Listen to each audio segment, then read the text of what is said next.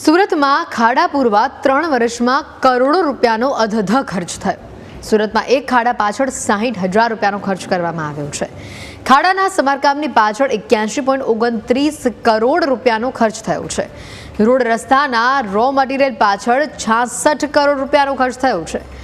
રસ્તાની મરામત અને મશીનરી પાછળ 2.89 કરોડ રૂપિયા ખર્ચાયા છે। अलग अलग कॉन्ट्रेक्टरों 11.64 करोड़ रुपया चूकववामां आव्या छे।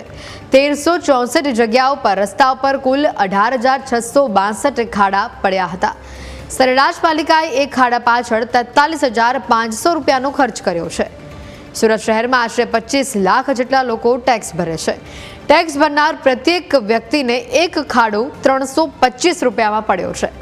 आ खर्च में डामर प्लांट, रॉ मटीरियल, महकमनो खर्च गणायो छे। आ प्रमाणे एक खाड़ो सरेराश 60,000 में पड्यो होवानुं लागी रह्युं छे। जे प्रकारे आ खाड़ाओनो हिसाब अहींया सामे आव्यो छे, जनता पण आ सामे हिसाब मांगी रही छे के टेक्स खाड़ा भरवा माटे नथी भरता। वारंवार खाड़ो पूरवामां आवे छे, वरसाद आवे छे, पाछो एनी ए जग्या पर खाड़ा पड़ी जाय छे अने जेना कारणे सुरतवासीओ परेशान बन्या छे।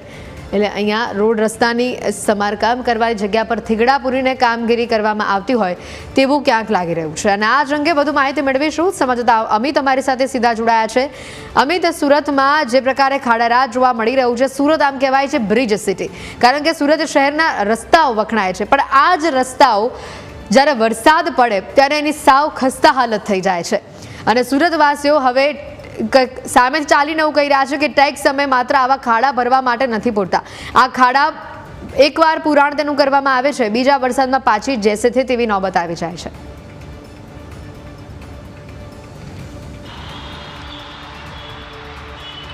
जी ચોક્કસથી વાત કરીએ सूरत શહેરની તો એક તરફ सूरत શહેર સમગ્ર દેશમાં ચર્ચાનું કારણ બન્યું છે સ્વચ્છતા માટે, બીજી તરફ सूरत શહેરના લોકોના જે ટેક્સના કરોડો રૂપિયા છે તે ખાડા પાછળ ખર્ચાતા હોય તો સ્પષ્ટપણે લાગી રહ્યું છે। ખાડાની વાત કરવામાં આવે તો છેલ્લા 3 વર્ષમાં सूरत શહેરમાં જે ખાડા પડ્યા હતા તે ખાડા પૂરવા પાછળ 81 કરોડ કરતાં વધુનો ખર્ચ થયો હતો।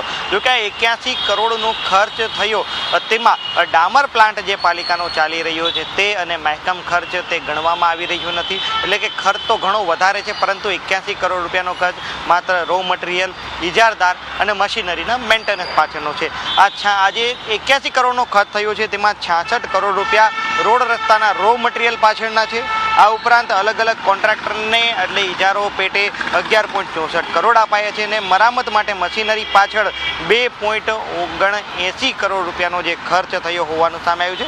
અને 3 વર્ષમાં સુરતમાં 1,364 જેટલા સ્થળો પર 18,662 જે ખાડા છે તે પડ્યા હતા। એટલે કે જો 81 કરોડને આ જે ડિવાઈડ કરવામાં આવે 18,662 તો સરેરાશ 43,000 રૂપિયા કરતાં વધારેનો ખર્ચ એક ખાડા પાછળ થયો છે।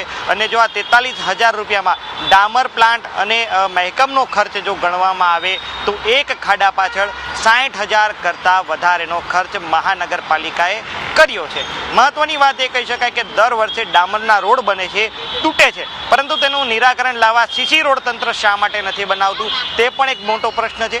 કારણ કે આજે ડામરના લેયરો એક પર એક ચડવાના કારણે રોડ રસ્તાની જે લેવલ છે તે પણ ઊંચું બન્યું છે અને જમીની લેવલ છે ડાઉન થયું હોવાનો પણ એક સર્વેમાં અગાઉ ખુલાસો થયો હતો। ત્યારે હવે સીસી રોડ પણ ઘણી જગ્યા ઉપર મંજૂર થયા છે, પરંતુ મોટાભાગના જે નવા વિસ્તારો છે જે સુરતની હદમાં જોડાયા છે ત્યાં હજુ પણ ડાયરેક્ટ સીસી રોડ બનાવવાના બદલે કરોડો રૂપિયાના ખર્ચે આજે ડામર રોડ બનાવાય છે। ઉમરા વેલંજા વિસ્તાર જે નવો જોઈન્ટ થયું છે ત્યાં 40 કરોડ રૂપિયાના ખર્ચે ડામર રોડ મંજૂર થયો હતો અને 5 કિલોમીટરનો ડામર રોડ બન્યો, પરંતુ પહેલા જ વરસાદમાં આખો રસ્તો ધોવાઈ ગયો। ત્યારબાદ કોન્ટ્રાક્ટરને નોટિસ આપવામાં આવી અને ફરીથી રસ્તો બનાવવા માટે કોન્ટ્રાક્ટરે જે પાલિકાને બાંહેધરી પણ આપી છે। એટલે કે 40 કરોડ રૂપિયાનો જે રસ્તો બને છે તે પહેલા જ વરસાદમાં જો આખો ધોવાઈ જતો હોય તો સમજી શકાય કે કઈ રીતની ગુણવત્તા હોય। અને એક ખાડા પાછળ જ્યારે 60,000 રૂપિયાનો ખર્ચ જ્યારે સરેરાશ થતો હોય ત્યારે એ પણ સમજવાની જરૂર છે કે આ ખાડા નહીં પરંતુ વીવીઆઈપી ખાડા છે।